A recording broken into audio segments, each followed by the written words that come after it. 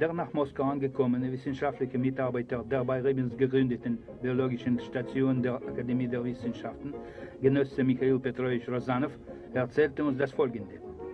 Einige Arten von Pflanzen und Tieren verdenkend, wird der künftige Rebensker Stausee günstige Bedingungen für Existenz und Fortpflanzung anderer Arten schaffen. Der Existenzkampf und die natürliche Auslese, Lebensfähigkeit der Unterorganismen, all das wird man im Stausee beobachten können, der für Wissenschaftler als ein kolossales Naturlabor dienen kann.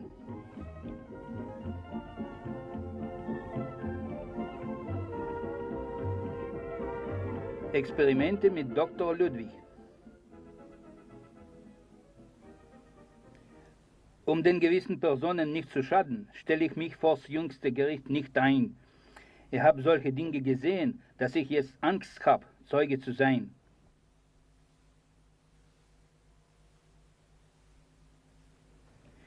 Ich bekenne mich schuldig dafür, dass ich bei Gesprächen mit Wolgolak-Häftlingen von Erinnerungen eines Nikolai Illarionowitsch erzählt habe, der einer der Vertrauten des Politbüro-Mitglieds Mikojan war und am 3. Mai 1938 nach einem Bankett in Kreml verhaftet wurde.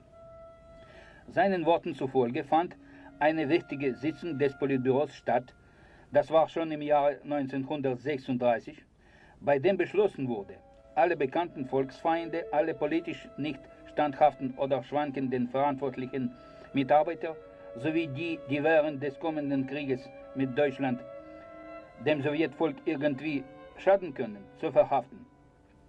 Eine mögliche Anzahl wurde als 2 bis 3 Millionen festgelegt.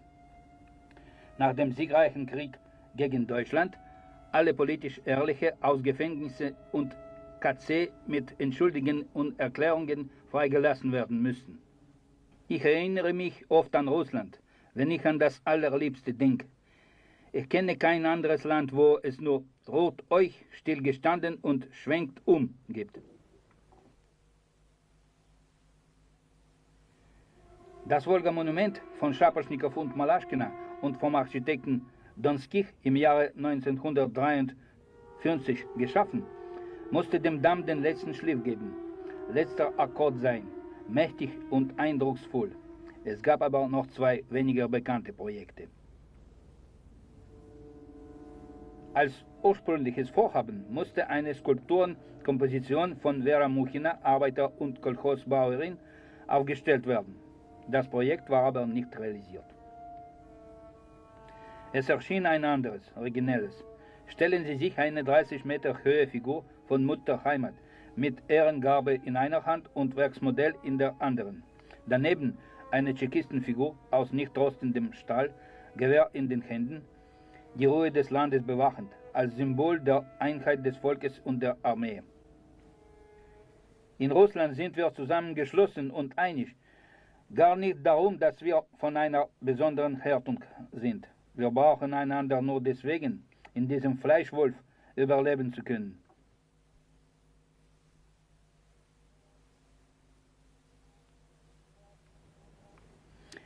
Wozu brauchten Wolgostroi diese Leute? Ob das Volk diese großen Erschütterungen und Riesenbauten gebraucht? Waren sie Mittel der Umerziehung oder der Prüfung des Charakters?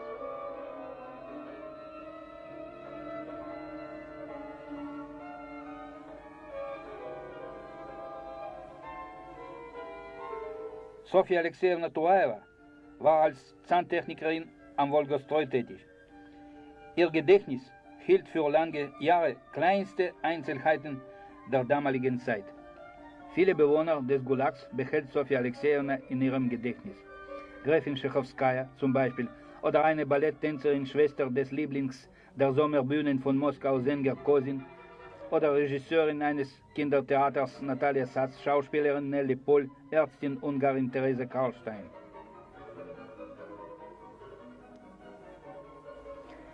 Sie erinnert sich, es gab noch einen Professor, den Architekten.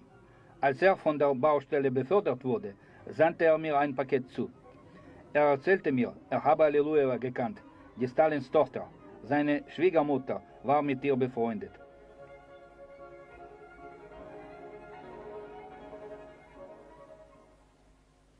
Wie erfolgreich waren diese Hunde, mich umzujagen wie ein Vieh. Hier habe ich mir zur Gewohnheit gemacht, bis zum Tode die Arme hinterm Rücken zu halten.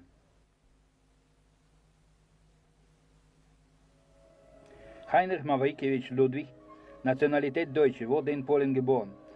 Das ganze Leben aber lebte in Russland. Doktor der technischen Wissenschaften, Architekt, Archäologe, Erfinder und Konstrukteur der Militärtechnik. Er arbeitete auf dem Gebiet der Hypnose, Naturwissenschaften, des Umweltschutzes, der Ingenieurpsychologie, der Ästhetik und des Designs.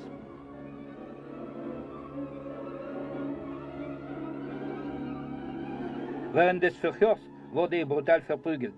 Man forderte von mir Bekenntnisse zu einem fantastischen Unsinn von der Art.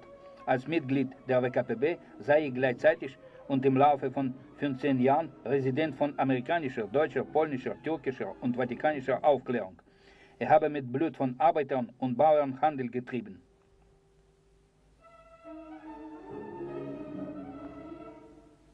Die düsteren Gewölbe des Gefängnisses bereichern unser Dasein ja so sehr. Der kennt den Atem der Freiheit nicht, der sie nie verlor.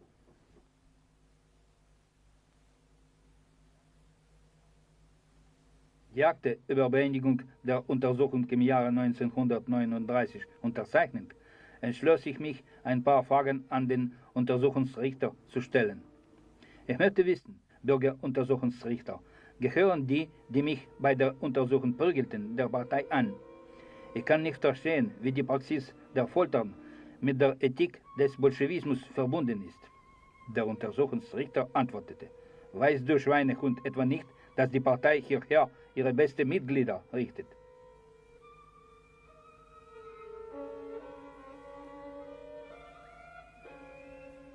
Bürgeruntersuchungsrichter, ich kann doch nicht verstehen, in der Nacht im Laufe der Untersuchungen fragen Sie am Telefon Ihre Frau, ob sie Filzstiefel für den Sohn gekauft hat und ob sie ihm gut passen. Gleich darauf, nach den Worten eines sorgsamen Vaters, werden Sie ganz wütend und verprügeln mich. Wer hat Ihnen befohlen, einen Untersuchungsgefangenen zu verprügeln? Wer? Wer? Im Jahr 1912, als Student des ersten Studienjahres des Polytechnischen Institutes Fakultät für Bauwesen in Warschau, stellte ich zum ersten Mal die Frage vom Logos vor mir. Nach 30 Jahren, im Jahr 1942, habe ich den Logos-Rätsel gelöst. Wie viele Jahre muss ich denn leben, um das Weltall und das Leben zu begreifen? Die Offenbarung erfordert wirklich eine Enthaltsamkeit. Vom Gefängnis aus wie vom Boden eines alten Observatoriums habe ich Sterne erblickt, weil das Gefängnis mir diese Enthaltsamkeit gab. Die Morphogenesis der Architektur ist der erste Versuch, die Geschichte der Architektur vorzustellen, die mit wissenschaftlichen Angaben der allgemeinen Geschichte begründet ist. Mit Angaben der Ökonomie- und Politikgeschichte, mit Angaben der Bautechnik und in erster Linie mit Angaben der Geschichte der materiellen Kultur, der Geschichte der Sprache. Russland ist müde, den kommenden Generationen der Menschen die Lehre des monumentalen Scheiterns der künstlich aufgezwungenen Ideen zu geben.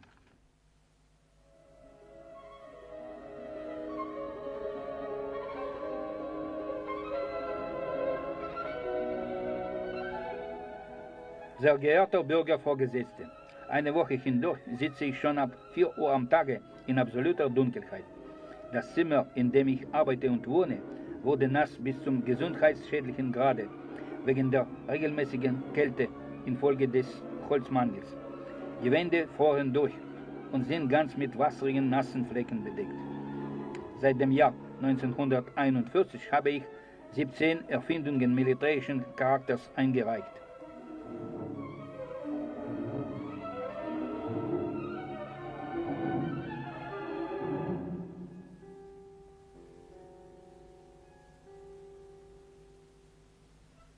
Die Flammen locken uns unaufhaltbar an, und wenn du im Gefängnis oder im Krankenhaus steckst, so träumst du von der Frauenhand mit Liebe, die dich gebeten hatte, Halt zu machen.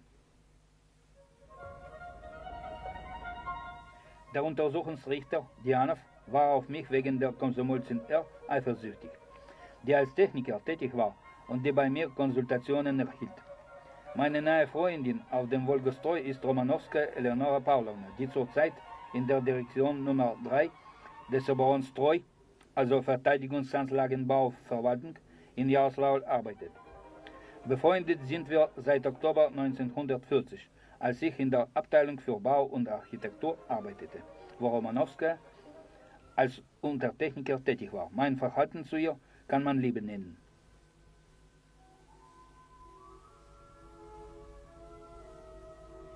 Ich liebe dich als die Vollendung des irdischen Traums und des Wunders.